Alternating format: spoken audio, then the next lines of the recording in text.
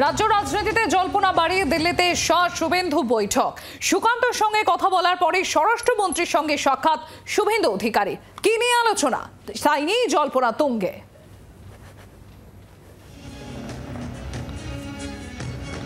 আপনারা জানেন রাজ্য রাজনীতিতে জল্পনা এবং দিল্লিতে অমিত শাহের সঙ্গে শুভেন্দু অধিকারী বৈঠক। আর সুকান্তর সঙ্গে কথা বলা, সুকান্ত মজুমদার তার সঙ্গে কথা বলার পরে স্বরাষ্ট্রমন্ত্রীর সঙ্গে সাক্ষাৎ শুভেন্দু অধিকারী।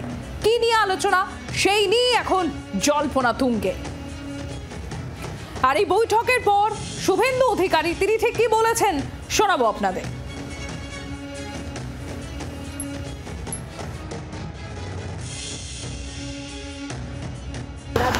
না না, আমাদের এমনি রুটিন মিটিং।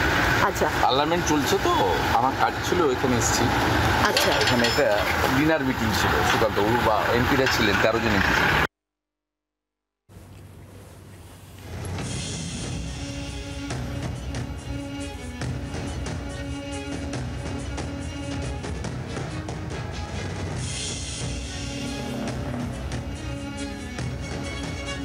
বিজেপির রাজ্য সভাপতিকে জল্পনার মধ্যেই আপনারা জানেন দিল্লিতে শুভেন্দু অধিকারী আর দলীয় সাংসদদের সঙ্গে সুকান্তর বাড়িতে মুখোমুখি বিরোধী দলনেতা।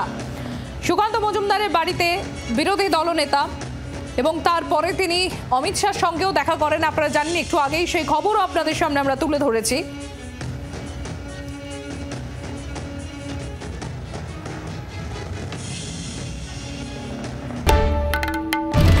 বাংলার আওয়াজ, বাঙালির আবেগ, জি 24 ঘন্টা।